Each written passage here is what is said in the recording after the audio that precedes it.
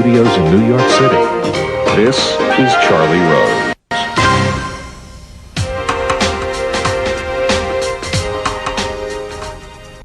George Lucas is here. He is the creator of Star Wars, the most successful film franchise in film history. Through his company, Lucasfilm, he has advanced filmmaking technology and crafted some of the most memorable characters in movie history. Though a writer and producer on numerous projects, he's only directed 5 films. And here is a look at them. Command lock pending. Priority shift. Cut the line. Hold.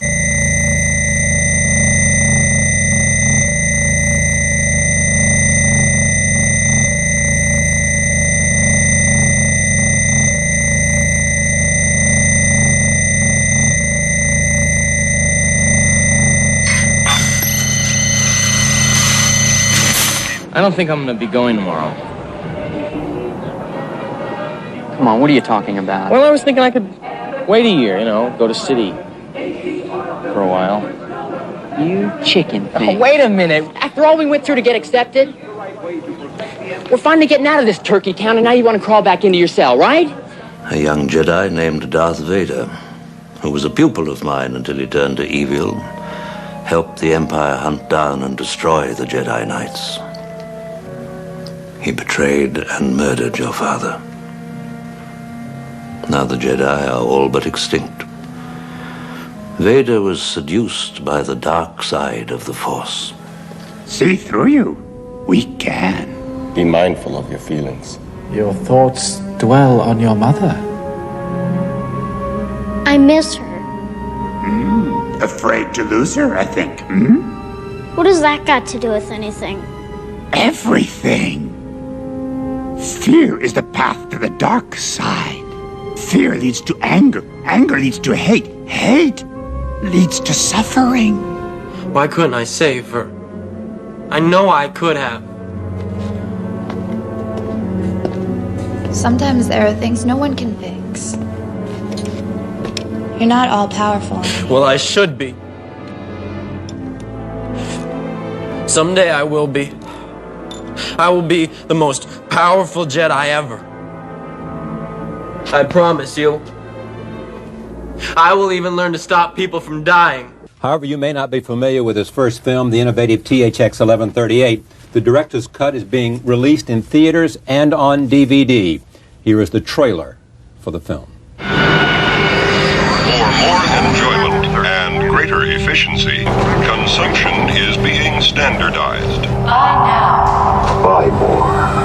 Buy more now. Buy. If you have a problem, don't hesitate to ask for assistance. Failure to do so may result in prosecution for criminal drug evasion.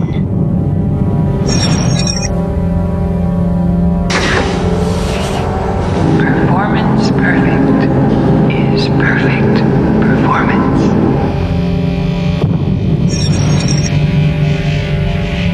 Remember, an interval overdose may cause a serious chemical imbalance. What's wrong? What's wrong?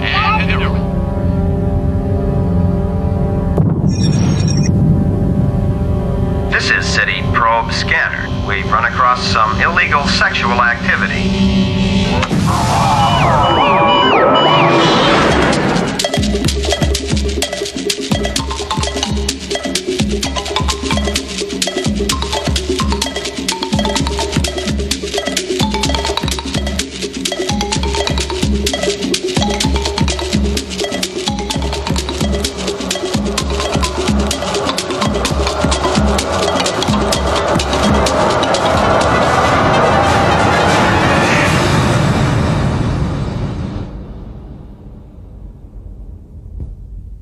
Keep up the good work and prevent accidents. This shift is concluded. Francis Ford Coppola calls that a minor classic, your very first film. I want to talk about it in just a minute, but let me just say this, that you are at work on Star Wars Episode 3, Revenge of the Sith, which will complete the Star Wars saga when it is released in 2005. I am pleased to have George Lucas at this table for the very first time. Welcome. Thank you. You think it's a minor classic? Pardon? You think THX is a minor classic? It's been known as what we call a cult classic, Yeah. which is what you say about a film that doesn't have an audience, except for a very small group of very dedicated fans. You've only made 5 films. 5 films in 35 years. Why is that? Well, in the meantime, I've produced a lot of films. I know, yeah. And you've built a studio. And I you've done built a whole lot bunch of other companies, and most importantly, I raised 3 kids. So after Return of the Jedi, I basically stopped, directing films, and I went and spent time raising. At that point, I had just been divorced, and so I was raising a young daughter who was like a year and a half old, and so I said, I'm just going to stop and raise her. That's more important to me than making movies. And so I worked, producing things and stuff, but where I could go to work at 11 o'clock in the morning and get off at 4 in the afternoon and skip a day if I wanted to, and whatever I needed to do, and then adopted another daughter, and then adopted a son. And during that whole period, which was over 15 years, I just basically raised kids and was in semi-retirement, so to speak, in terms of directing. I'm telling this story out of church, but Warren Beatty and I saw him the other day, and I said to him, "How come you haven't made any movies?" And he said exactly the same thing.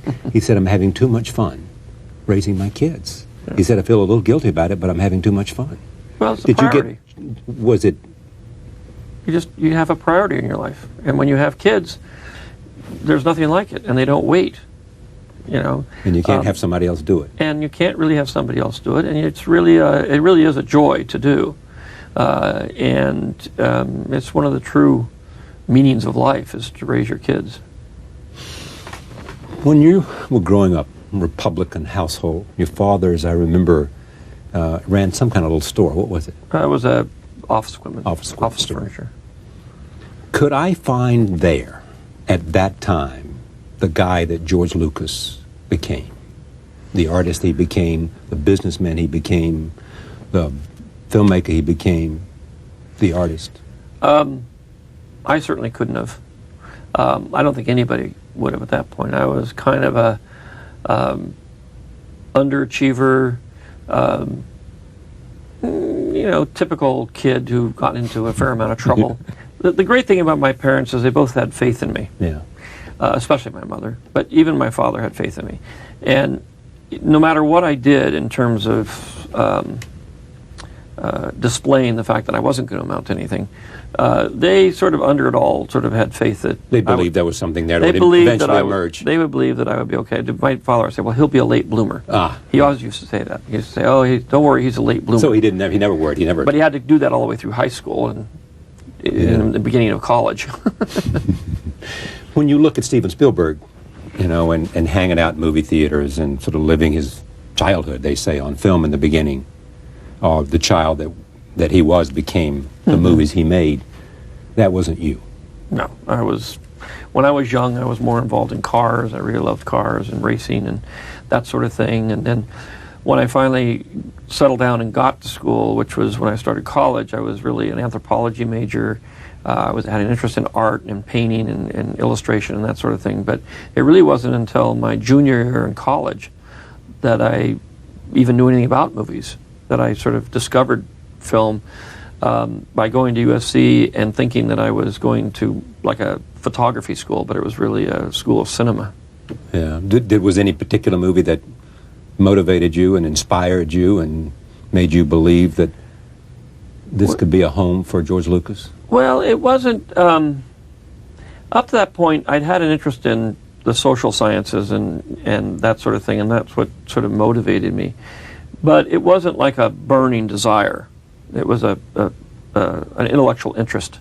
But as soon as I got to film school, and it was it's a regular liberal arts program, so I had to take Spanish and science and math and all those other things too. But as soon as I got into a film class, which was film appreciation, and then the other class I had was an animation class, I instantly knew that this was for me, that this was it. This Why is was something, that? I don't know. When I started, I looked at the films that were being made. I loved the films. I was exposed to films I'd never seen before, because coming from a small town in Central California, we didn't have foreign films there. my only real exposure to sort of avant-garde films that you wouldn't find in a regular theater was the sort of underground movement in San Francisco, which I was very acquainted with. And I would go up there when I was at junior college in Modesto, and I would go up there in high school and drive up to San Francisco, and we'd go to these little funny surf theaters and things like the little art theaters and see these really wild Kenyan cinema films and that sort of thing. And so that would have been my only experience with film. And so when I got to USC, I got to see all the great films that had been made. You know, everything from Orson Welles to Kurosawa to, everything, D.W. Griffith. And it was just a complete eye-opener to me. And then at the same time, I started working on my animation project. And I realized I really knew how to do this. And I made an animated film. How did you know how to do it?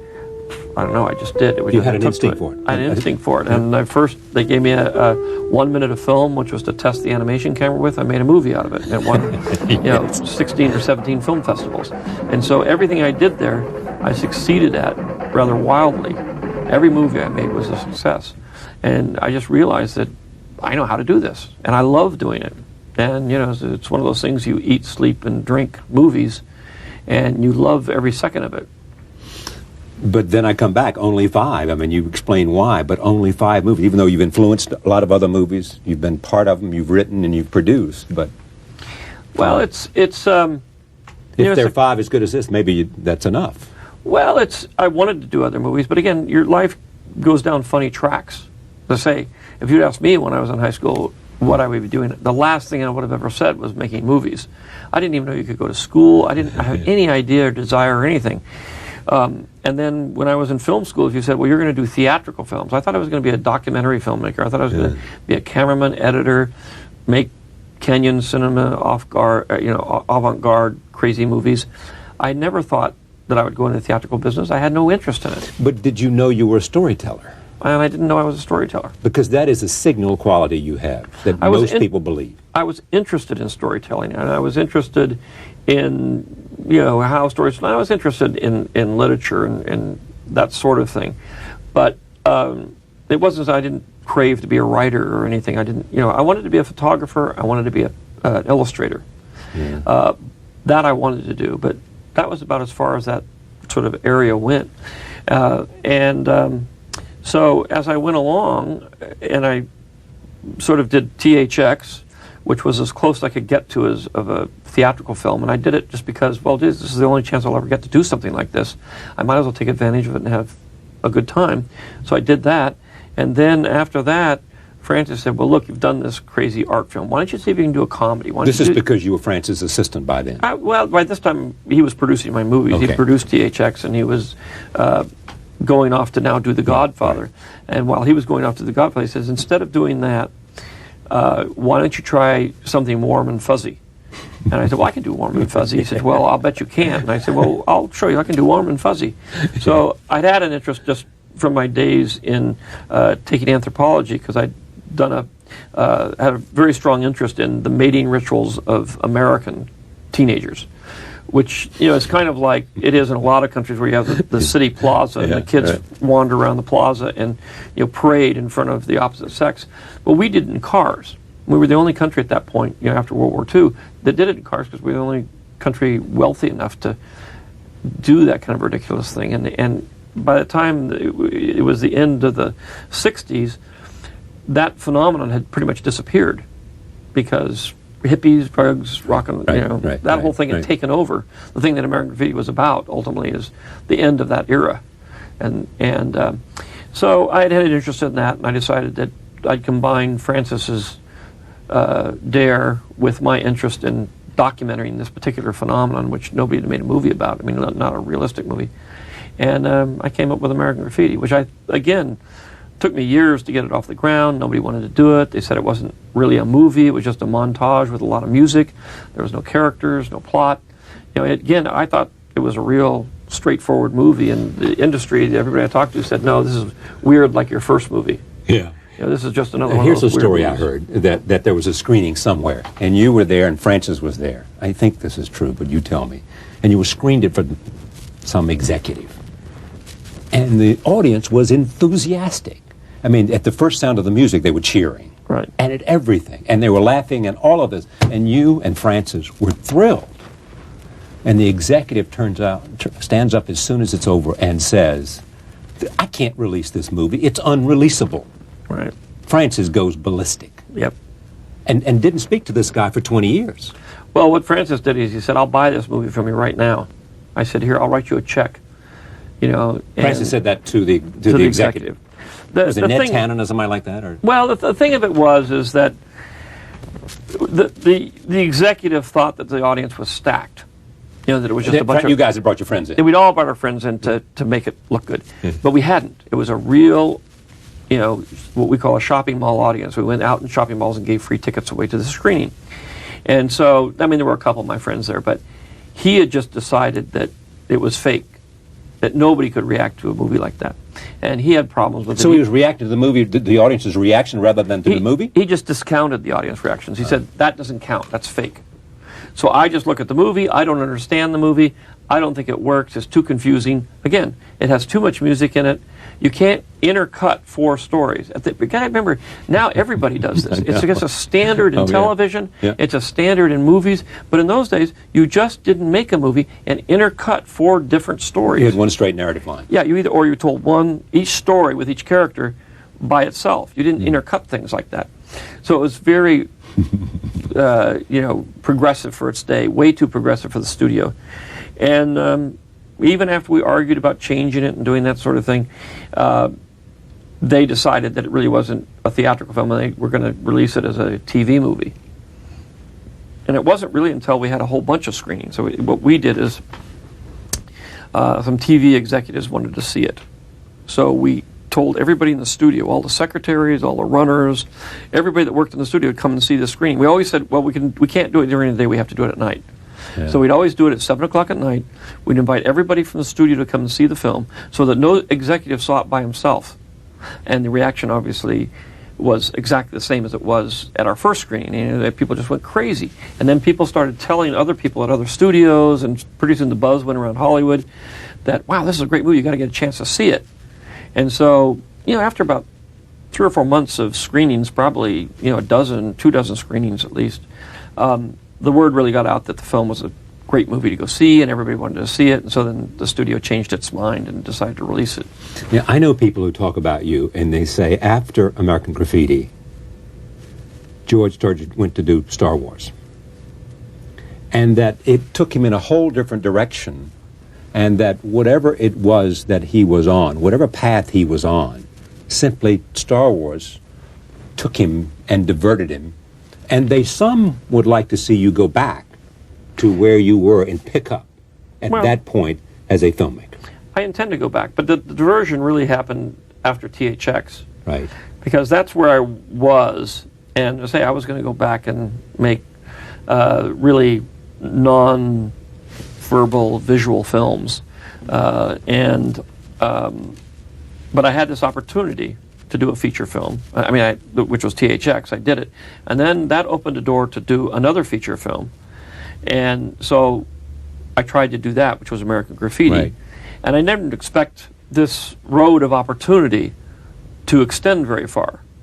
I figured my first film was a failure, my second film will be a failure, and I'd probably never get the third film off the ground. Yes.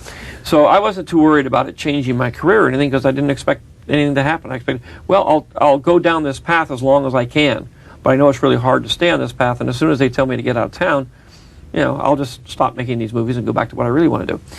But I'm not going to pass up the opportunity when it presents itself. And one of the opportunities I wanted to do, which is way back then when I decided I would sort of explore this area of theatrical filmmaking and storytelling, was I wanted to do an actual real Hollywood movie, with sound stages and sets and makeup and hair and costumes and all the things that, I made street films. They're very, very, very cheap, just by the seat of your pants movies, and I never made a real, classic studio movie. And I wanted to do that just once. And so that's where Star Wars came in, because I was interested in telling a particular kind of story. What story were you interested in telling? Well, I wanted to tell a modern myth that was in the classic mode and motif of old mythology. And I came to this conclusion that the Western was the last of the American mythology. The Western was the last time we sort of dealt with our culture and what we expect from our society and what the rules are and what the lessons we've learned. That all was in Westerns. Once we got past the Western, which was in sort of the late 50s, early 60s, the culture, which was the Vietnam War, and the political situation, and the nature of the way we changed, that mythology was thrown out, and nobody decided to pass it on to the next generation. It was just not hip. It was just dropped. It was dropped. So I said, I really want to do something in that old, taking what a mythology does, which is take values and expectations and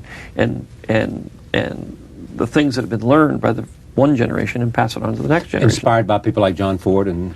Well, yeah, John Ford did it, went all the way back to Homer. Yeah. Everybody did it. I mean, that's the earliest form of entertainment was the storyteller who sat around the fire and told stories. And they about heroes, about myth, and about courage. And what they really were for was to inspire the next generation to carry on the same values that the last generation has had. And what do we expect of you? What have we learned that you should sort of take with you? Crime doesn't pay, that sort of thing. But it's just simple. What is the reservoir of our wisdom that we've learned that we give to you? Yeah, that we expect to, and so they would tell stories, and those stories would then, intuitively you would learn. They weren't lectures, you will do this and you will not, It's subtler than that. And because the storytelling isn't confrontational, you can sort of listen to the story and you get your little bits of advice out of it. But I was just curious the fact that those stories weren't being told anymore. Yeah. I mean, the motifs, not exactly the stories themselves, but the motifs that were in those stories, the sort of psychological underpinnings. And I was curious, and then I thought I would like to take that and put it in a modern context, and I'd like to use as a vehicle Saturday matinee serials, which were these really high-powered action adventures that existed for 15 minutes, and each Saturday they'd show a different one, and if you missed one, you just sort of picked it up, and so you never really saw, unless you were a really avid moviegoer, you never saw the whole thing. You only saw parts of it. Right. So it was designed to be like that. It was designed to start in episode 4. You're in the middle of this thing, and that would be the end of it. It was one movie. Right. It just grew to be 3 movies, unfortunately, because I wrote more than I expected. But that is then what sidetracked me, because Star Wars, became so successful that it kind of took over my life in terms of it was an opportunity that I couldn't pass up, in terms of I was determined to make all 3 films right from the very get-go. As soon as I wrote them and I put 2 of them on the shelf, I said, I will get back. I promise I will end up doing these 2 movies no matter what. So you put the scripts on the shelf? So I put the script on the shelves. I said, I'll do this one because this is all I can afford to do at this point. And I'll make this movie, and then when it fails, I'll do everything I can to get the next one made. And when that one fails, I'll do everything to get the next one made. That was my mindset at the time. So when you think now about what Peter Jackson did with The Ring, what do you think? Well, he was faced with exactly the same situation. And he had to be more clever. I mean, he took a different route, which is to convince the studio to make all 3 movies. Yeah. And sort of get them pregnant with all of them. And he had the advantage of Star Wars being part of the... Well, I don't think it was any easier. It wasn't any easier. No, not easier, but you mean the cell wasn't any easier? No, the cell wasn't easier, and basically what he did was say, well, I'll do all of them at once, and it'll cost the same price as if I did one. Yeah. And somebody bought that story. And then later on, he said, oh, yeah, and by the way, I didn't really shoot all of them. I only shot a little bit of each one, and now we're going to have to pay for all of them. Yeah, exactly. But by then it was too late, and he was lucky that it was, he did a fantastic job. It was extremely successful, so that it was okay for the other ones to be done. But you knew at the time you were locked into 3. Yeah, and I knew that I assumed that I was going to fail all the way through it. Why did you assume you were going to fail? Well, because that's what normally happens. 9 out of 10 movies fail. Yeah, and fear of the unknown is part of the theme of this. Well, it's just, as a filmmaker, you've got to be real practical, which is you're always looking to get your next film made. And you're assuming that this one isn't going to be a giant hit.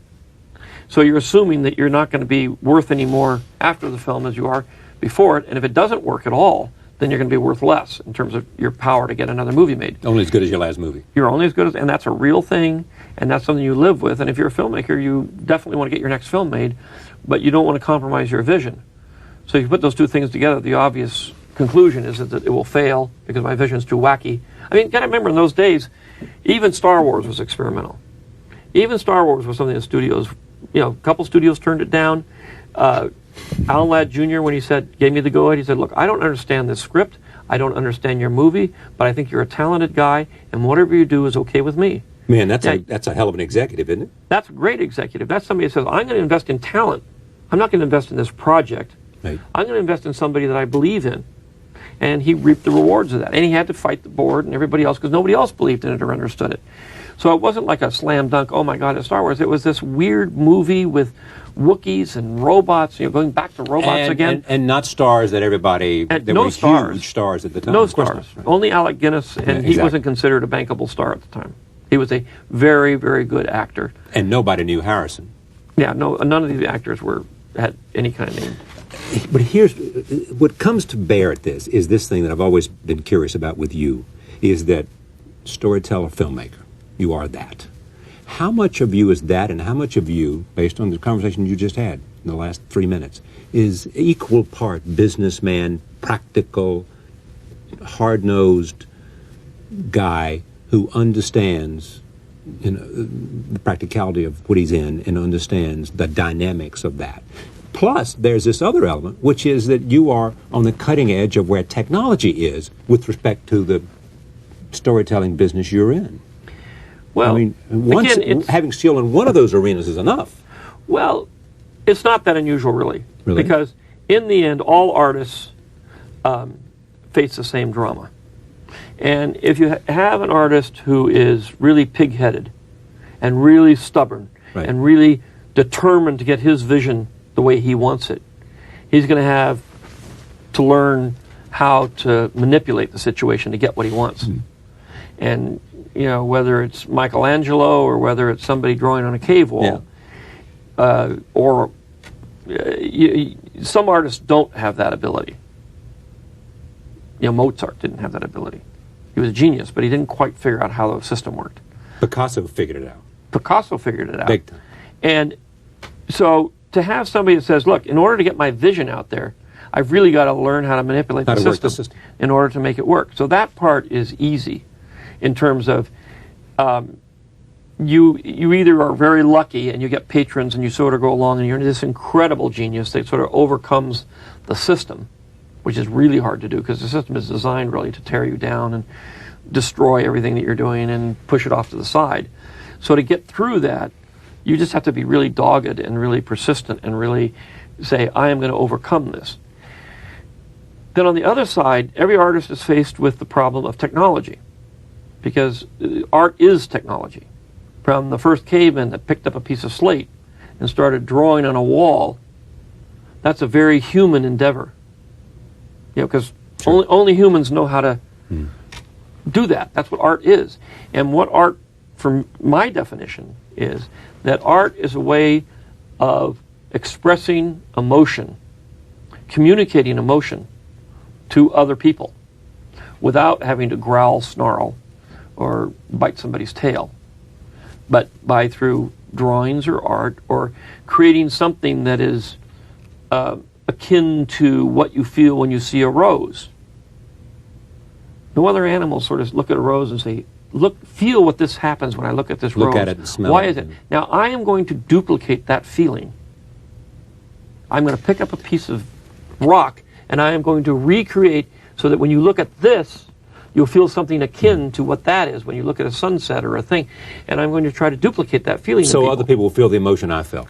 Yeah. And of course, the cavemen didn't articulate that, but in the end, that was what they were trying to do. And then that went all the way through history. But every time there was a new invention, whether it was the invention of the word, whether it was the invention of, first probably came music.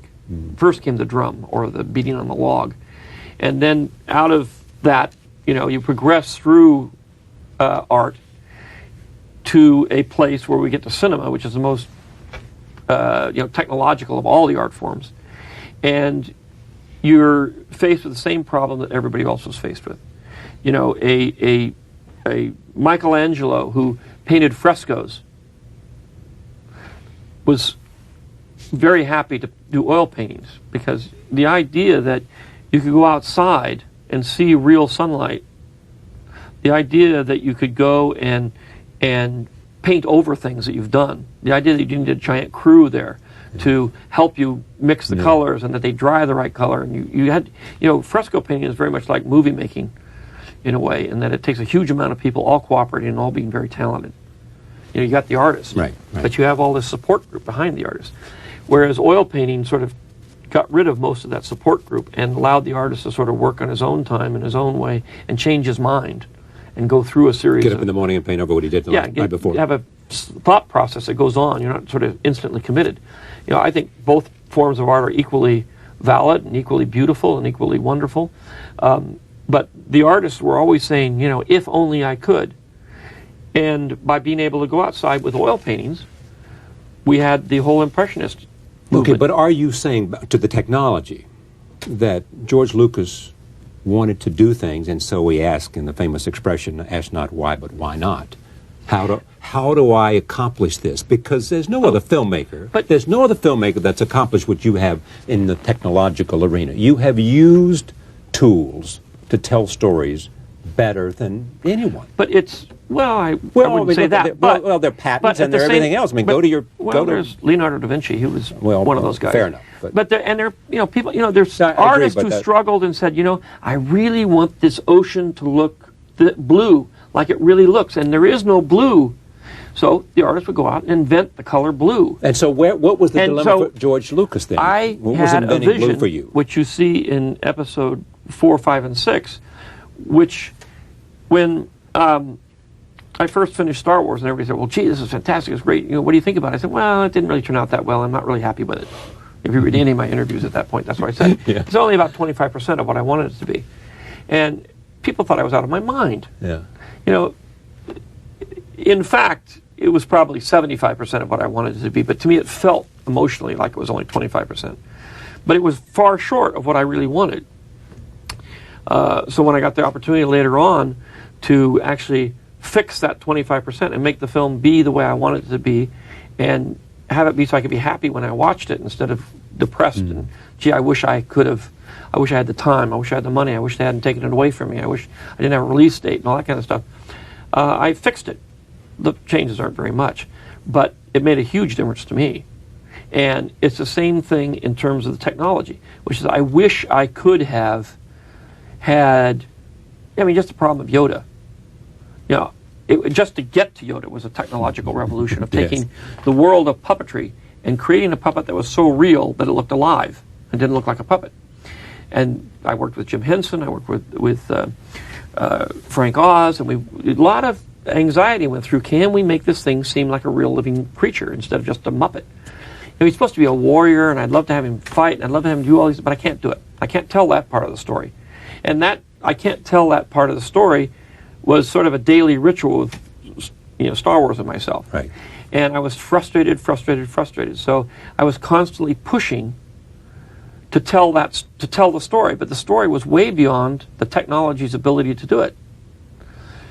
It's like I was doing frescoes and I really wanted to be doing oil painting. Right. So in the end, I was forced to sort of invent oil painting in order to be able to do what I wanted to do. But all artists go through that. That's how we progress to where we are today. It's just artists saying, I want to be able to do this, and it's not possible at that point. And somebody is dogged enough to go through the process of learning how to do it. We have, it's with cameras. We have faster film, we have faster lenses, we have high-speed cameras, we have slow motion, all these, widescreen, color, sound, all these things where the artist saying, I want that power that I don't have. I need more storytelling power. But here is the question. How many artists who say, I wish I had more power to tell the story, I'm bound to give full expression to the ideas that I want to tell, how many of them go to the lengths that you do and did to tell your story? That's what makes you different. And that's where you have broken new ground. You've got to accept that idea. Yes, that reality. It's a crossing of events. You need somebody really crazy who really loves movies and is dedicated, and then you have to have that person suddenly become very successful and not care about the success, but care about movies more. And when you get those two things together, you end up with, because there's lots of movies. Star Wars. There's a lot of crazy filmmakers out there that would be doing what I'm doing if they only had the money to do it with. Yeah. And unfortunately, there's a lot of people with the money, especially the studios, that could do what I do, but they don't care about movies, so that they don't want to do it. So you have to have somebody that loves movies and wants to move forward. And in my particular case, I got myself into a situation with Star Wars where I was telling stories that you couldn't tell any other way. And at the same time, I'm a history buff. I love history, I love historical movies, but those can't be made. And when I was doing Star Wars in the 70s and the 60s, you couldn't make historical films. It was just impossible because you couldn't afford to do it anymore. And I was always looking forward to saying, well, I'm going to do this historical thing, I'm going to do this historical thing. But in order to do that, we had to move the technology forward and able to do that. So that this technology moving forward just said, instead of doing this narrow gamut of movies that the industry has found itself in, which are mostly, dramas and light comedies and things that are all contemporary, or an occasional Western or something, I thought we should have a broader palette. I thought, my imagination goes way beyond what people are doing right now. I want to make, epic historical films, and I want to make science fiction films, and I don't want to be constrained by the technology. Do you think that is as important a contribution as you have made as, in fact, the stories that you told? I don't know, because I think the technology moves forward anyway. It's like this little period in time, I will get maybe mentioned as a very slight footnote in the fact that when we made the transition from the photochemical process to the digital process, they'll say, oh yeah, and there's this guy who was involved in that. But that'll be about all it comes down to in the end. I hope people for generations will still enjoy the movies, and they will be important to young people's lives, and I think that will be more important. And that's what you're proudest of, the stories you told. The other part was just to get there. Let me just talk about... I had to build the road to get where I wanted to go, and all right, I get credit for building the road, but the point is I really wanted to get somewhere. And where I got to was more important to me than actually having to build the road to get there. Will we know the answer to this question? As good as Star Wars is, has its demand on you, its pull on you, kept you from making some extraordinary films? Do you have any sense of that in your head? Well, there's a lot of movies that I want to make. There's a finite amount of time. Yes. And there is a genuine love of what's important, which is children. Well, at the same time, my kids are getting older now. That's why I got to go back and do more Star Wars.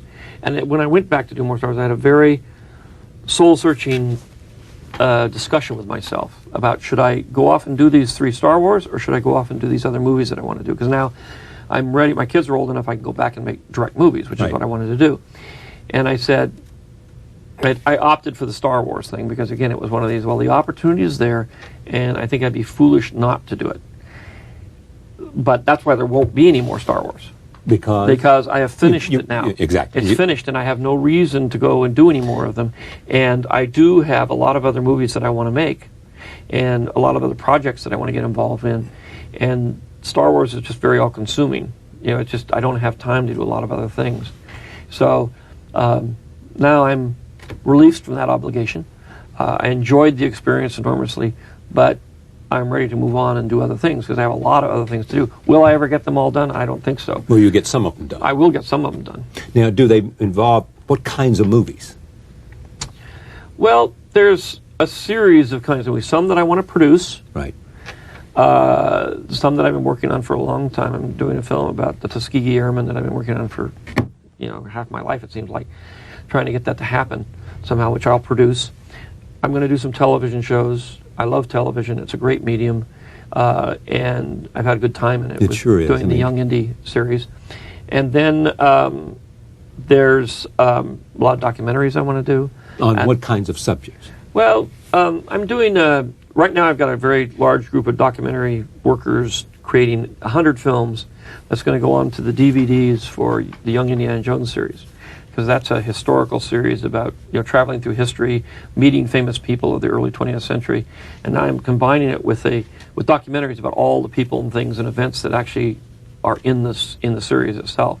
So I've been working on that kind of on the side besides Star Wars. That's my other project. But we're going to do other documentaries. I want to do a documentary about slavery, and I have like 3 or 4 things lined up. For television or for feature film release? For myself. For yourself, absolutely. I am in a position now where I have got a nest egg, and I can make the movies that I want to do, make the TV shows, make everything I want to make.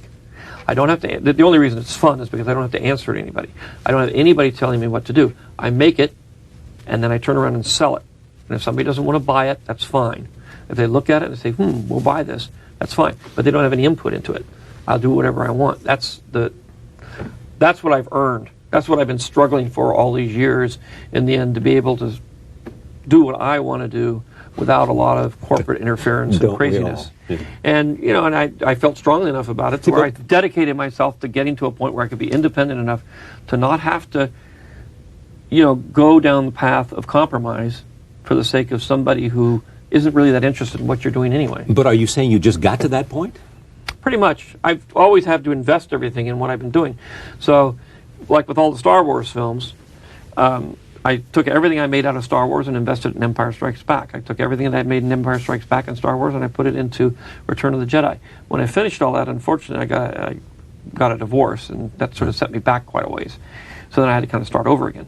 So then it took me 6 years to get back to the point where I was financially even and build my companies up. And then I started working again.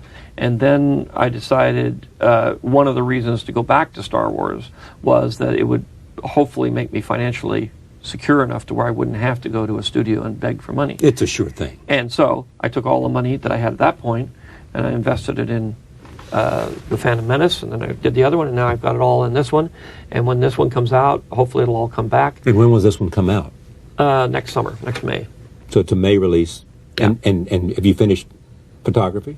I finished photography. I shoot for about 60 days, and then I come back. That was a year ago, summer. I was in Australia shooting. This August, I went back again and shot for another 10 days. It's the way I like to shoot the film, look at it, rewrite it, change it while I'm editing, and then go back and shoot the rest of it rather than shoot it all at once. I think of it as more of, stepping back from a painting. I don't just start in the top corner and work my way across. Well, where do you start?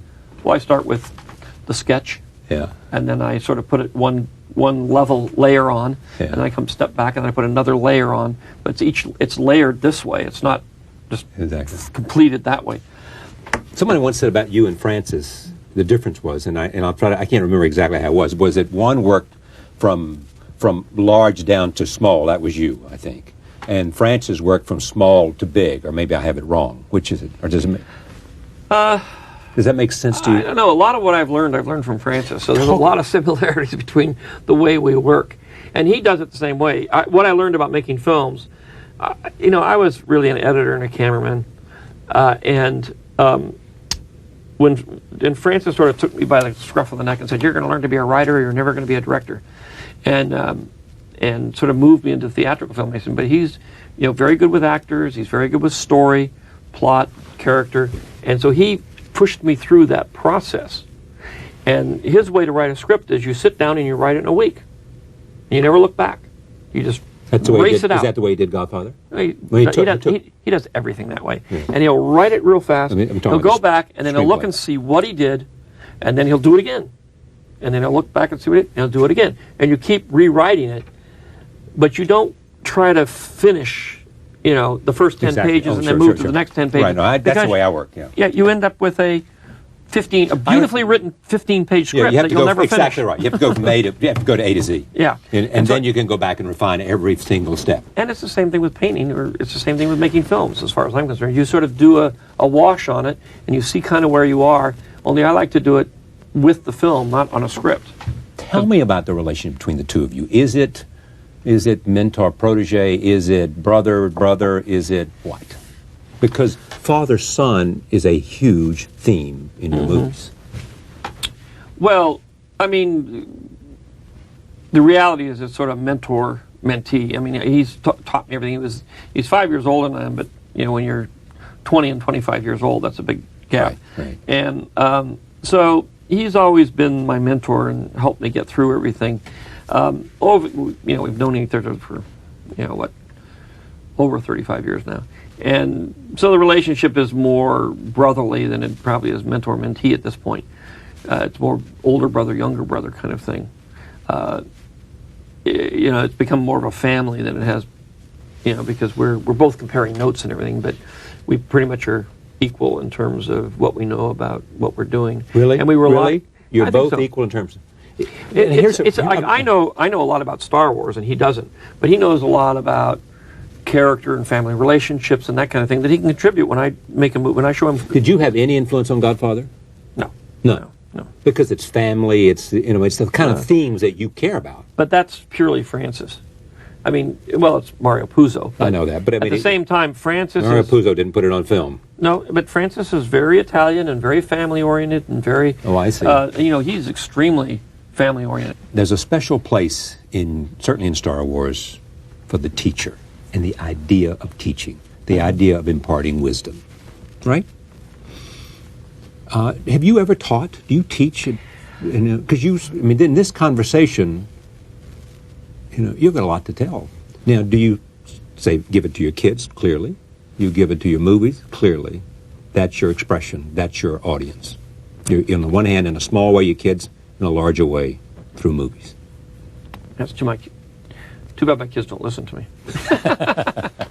Thinking about you and the work and the themes that you tell about heroes, about magic, about teaching, about sacrifice, about, you know, fear, about all the ideas that come in these movies. I think, wouldn't it be great if the two presidential candidates could just sit down and spend a weekend not campaigning and just watch these movies and think about these themes and think about these. You're looking at me with eyes that glaze over, saying, "What is this stupid idea he has?" No, you know. Because I mean, are you? I mean, when you think about, I know my colleague Bill Moyers did a conversation with you, one or more, out at Skywalker, and Joseph Campbell and the idea of myth. Well, it just seems to me that these are ideas that would have real wisdom. All these ideas, Shakespeare presented all these ideas. You know, everybody could have, you know, sort of listened to Shakespeare a little bit, and we wouldn't be in quite the mess we're in today. It's not that different. Well, he wrote about people in mess anyway. I mean, well, but it's all about power and understanding what you're doing and family. But some understanding of an overview of that might make us all a little bit more wise about when we put the nation at risk. Well, I'm a strong believer in education. I'm a strong believer in math and science. But I also think it's extremely important that the humanities be taught. Because the math and science is the how, and the humanities are the why. And it's very foolish to go off on the how without the why. That's how we get into a lot of messes, because we go off and do something without understanding exactly why we're doing it. Because we do know how to do it, or we learn how to do it, and we can accomplish it. But then you ask yourself, why did we do that? And if you don't understand why you're doing something, then you're in big trouble. And that's why in current situations we find ourselves in big trouble. Because we haven't been asking the whys. We've only been saying, how do we do this? We're not rigorous enough with ourselves. Yes, and if you ask the why, then you can go back through history and you can see, well, here's an example of the same thing. Here's an example of the same thing. They all accomplished the how, but they never asked the why. And so they make the same mistake over and over and over again. Because, you know, the how will only get you halfway through the process. It'll get you into it, but it won't get you out of it. So then you have to sort of say, well, we should have thought of this ahead of time. And that's the thing that's really terrifying in a way, is that we don't seem to learn from history. We don't seem to learn from literature. And there's a lot of brilliant minds out there that have written great stories, told great stories, much greater than any I've ever told. And most people aren't aware of them.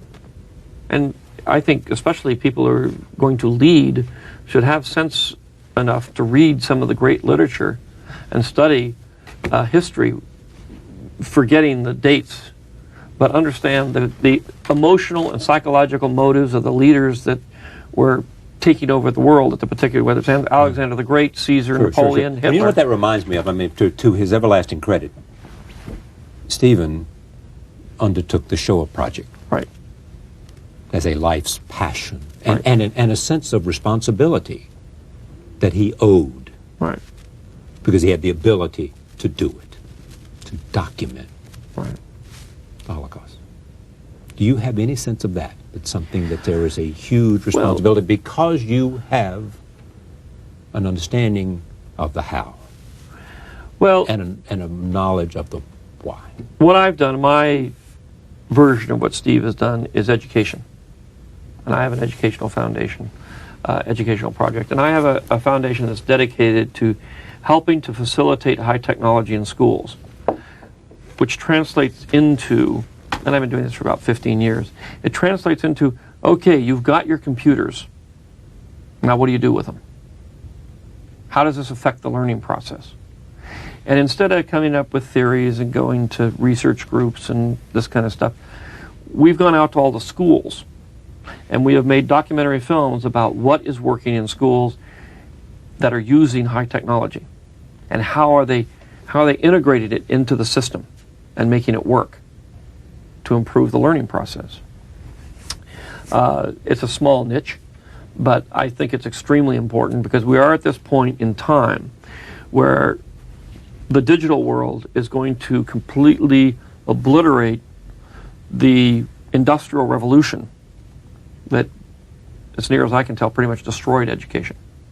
But now we have a chance to go back to an earlier time where education is more of a one-on-one experience and where the learning process is more of a search and more of a gathering of information and then putting that information together into some kind of a project or a thought process that allows you to learn better. It's the same, it's the way Aristotle taught.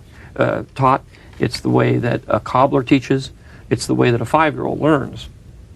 There is a very basic way the way human beings learn, and it's pretty simple. They have to have a reason to learn. You can't teach them in the abstract. And they have to communicate with other people when they do that. They have to share their information with people. They have to learn how to work with other people, to motivate other people, to get other people they don't like to do what they want them to do. Emotional intelligence is more important in the success of a person than their intellectual intelligence.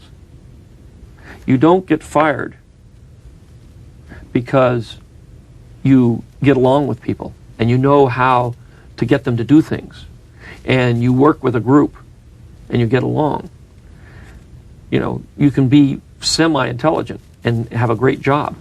You can be brilliant and not know how to communicate with anybody and not know how to get your ideas across and not have anybody like you. And it ain't going to work, no matter how brilliant you are. Well said. Thank you for this. It's great to have you here. It's great to be here. There were thousands of things we could talk about in future conversations, and I hope we'll have a chance to do that. Great. George Lucas for the hour. Thank you for joining us. See you next time.